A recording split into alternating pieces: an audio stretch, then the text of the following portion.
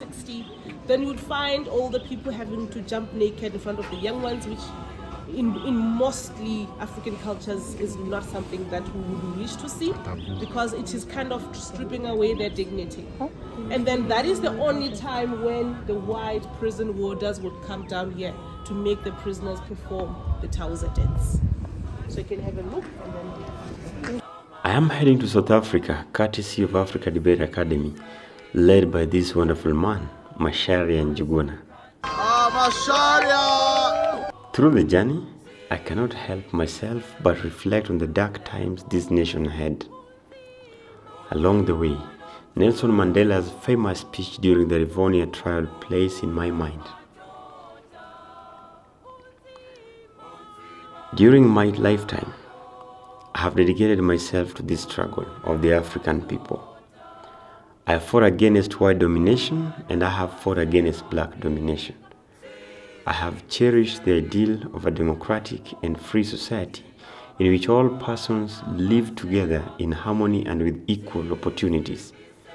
It is an ideal which I hope to live for and to achieve.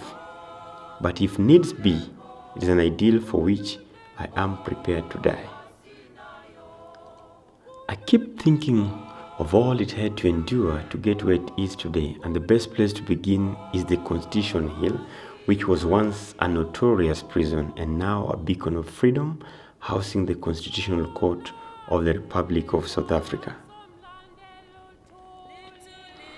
Please walk around with me to discover this historical building with the support of these two beautiful and knowledgeable guides, Miss Zwi and Miss Thelma Hulungwani. Great appreciation to Charles Wesley of Nova Pioneer Boys and Jonathan Dirangu of Africa Debate Academy for helping capture the key moments to make this story possible. This beacon of freedom never started as a place you'd find freedom, leave alone peace.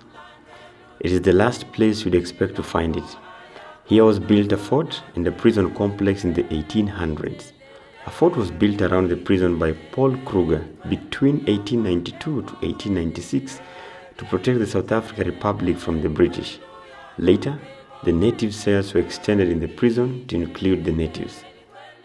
The old fort prison buildings were built between 1896 and 1899. Under the apartheid government, only whites were held here except for Nelson Mandela because the government received a tip-off of a possible escape. Mandela was given a bed in the hospital section as an awaiting trial prisoner in 1962 prior to the Rivonia trial.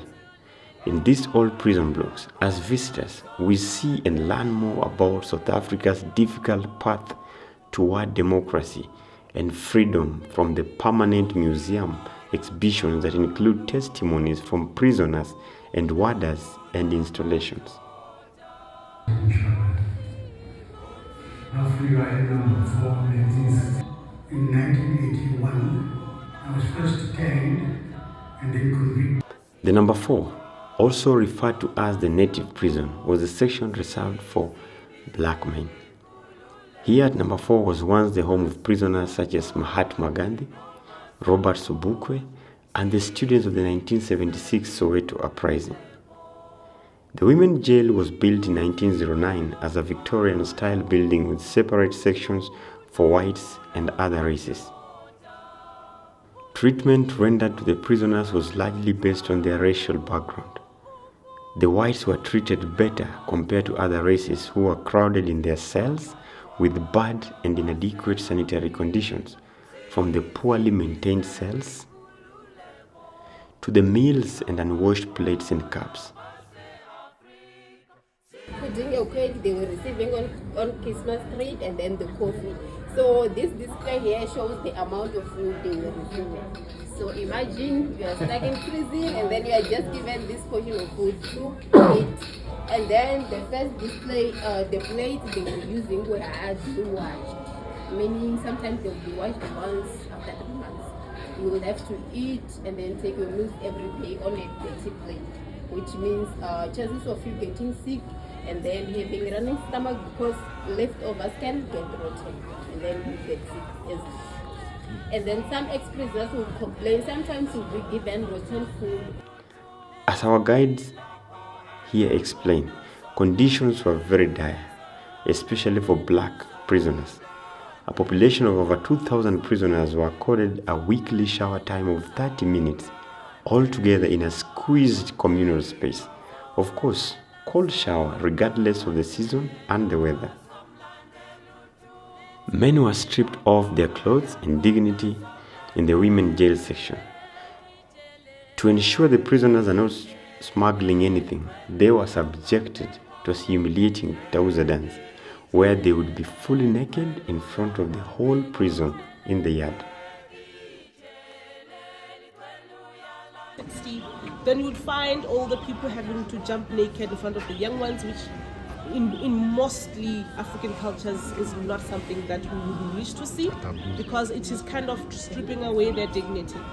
And then that is the only time when the white prison warders would come down here to make the prisoners perform the trouser dance. So you can have a look and then... Dompas was a requirement. In Kenya, we called it Kipande system.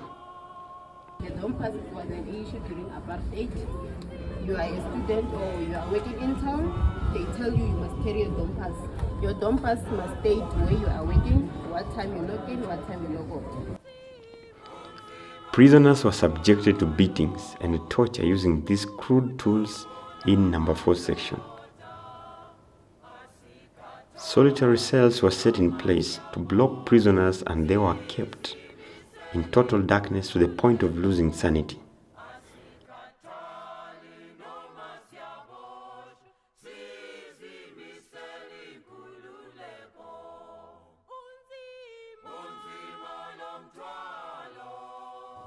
The Old Fort was declared a national monument in 1964, although it continued to function as a prison until 1987.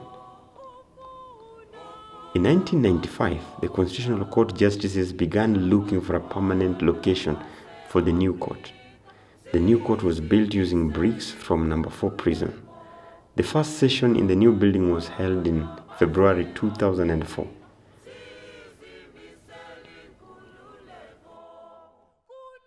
A traditional African form of justice resolution referred to as justice under a tree is represented in the court's logo as well as in the design in the foyer. Slots in the roof allow sunlight to filter through a wire canopy of leaves, causing dappled light to run across the floor, similar to a clearing in a forest. The slanting columns, decorated in mosaic, hold the court under a metaphorical tree, where justice remains open and participatory. Remember the theme African justice under a tree? The light there representing the sun. So when the sun comes on the tree, it makes shadows. Hence the carpet here, you see these markings, they representing the shadows. And then when the sun queen covering the table of the justices, is taken from the Winnie cows from KZN and Eastern Cape. One of the indigenous cows for South Africa, they are taken for royalty mostly. So even that skin cow there means a lot. So we have the patterns, black and then the white ones. Black representing equality. When we are inside here, we are all equal. No matter, even if you are rich, no matter even if you are poor, when you are inside here, we are all equal. But the white markings say individuality. Even if we are equal, we are all different in all ways. So hence the marking all white and they are all different even on their shapes. So the matters that comes up here, it matters that had to do with the constitution.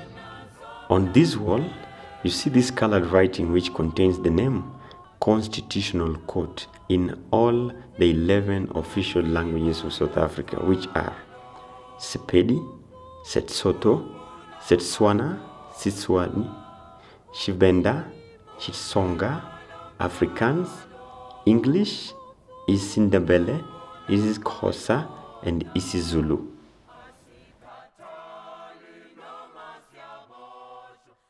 High on the ceiling beams are written the core constitutional values of dignity, equality, and freedom in the different official languages and in the handwriting of the judges who first sat in the new building. The court is open to the public who want to attend hearings and view the art gallery.